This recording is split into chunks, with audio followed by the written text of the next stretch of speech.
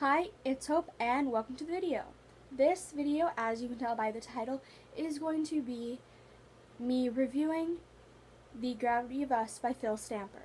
I do not have the physical copy of this book, so I'm not going to be holding it up or anything, but this is my thoughts and opinions on the book, what I liked, what I didn't like. I actually didn't not like anything. I loved everything about it, but that's kind of how these reviews are going to be. Me just kind of being like, well, this is what it's about. Here are some moments that I liked. Here's my opinions. So, The Gravity of Us is about a 17-year-old boy from Brooklyn named Cal, who is a live streamer on a website or an app. I think it's an app called Flash Fame, and he has almost 500,000 followers. But when his dad gets accepted to be part of the mission to Mars, he can't do his live stream things anymore because of a policy or something, and he has to uproot his life from Brooklyn all the way to Houston, Texas, and that's kind of where the story starts. Basically, everything from this point on will be spoilery-ish because I'm talking about every event that happens in the book. So, once Cal gets there, settles in, all that, and they start meeting the other families, the other people that are part of this mission. But they are not just meeting the families, they are also meeting a media company or a media outlet type thing called Star Watch, which basically is a company web series thing about this mission to Mars and about all the people, all the drama going on, and they exaggerate everything to the max. Like, what's actually going on is nothing like what they're explaining in the show. Everything in the show is basically part of my language, bullshit. But all that. So when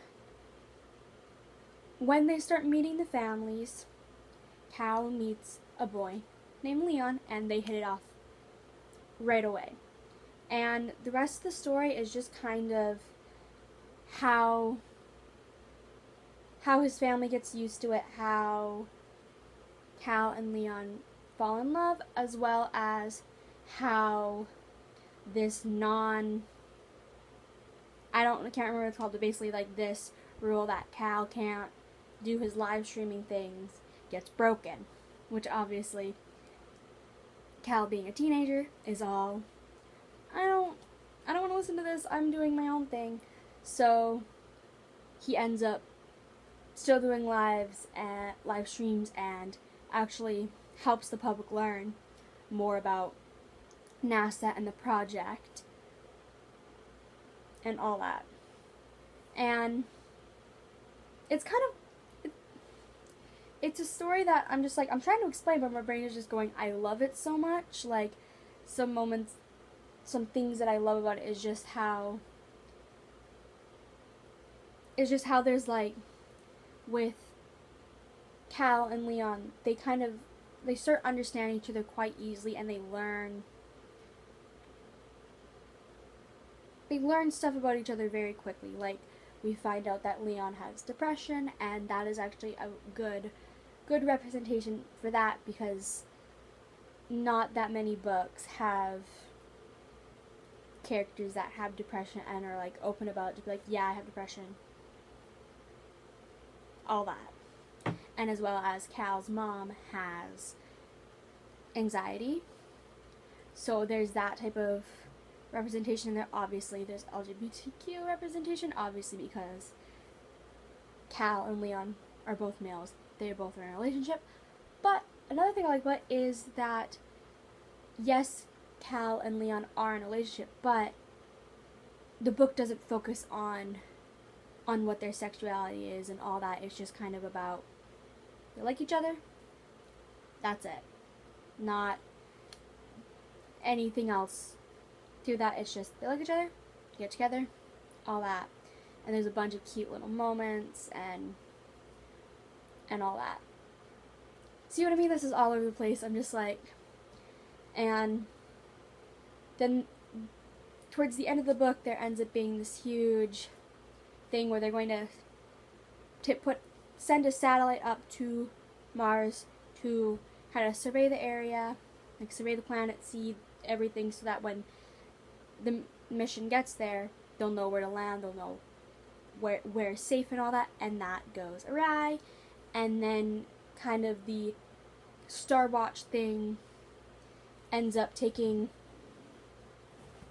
like, Cal ends up live streaming that, and then the Star Watch ends up taking things that he said that were off camera and turning them on his head, which ends up causing a rift between him and Leon, and then obviously, and then NASA and the Congress, and Cal has to save, basically Cal and his father and a bunch of people at NASA who we meet throughout the story try and save the mission through this live streaming app where he makes a video saying this is what happens behind the scenes. Without this mission, without the funding, all these people will be out of jobs and we'll be back to square one and all that. And the end of the book, we end up with Leon's mom, Grace, going to space, because there's like only 6 people that can go to Mars at a time, and Leon's mom and then 5 other people go on the first mission, and we literally end the book with them taking off. And like I want to know, I guess what I'm kind of wishing that we would have gotten more is how did it go? It says at the end of the book that in 2 years Cal's dad is going to be going to Mars. How did that go? Like, that's kind of things I'm like, I hate that I don't know that, but it's a story that I really enjoyed. I give it 5 stars. It's such a cute read, I guess. It's just kind of fun and cute and sweet and all that, and it has things to do with how social media can affect not only your life but the people lives around you, and how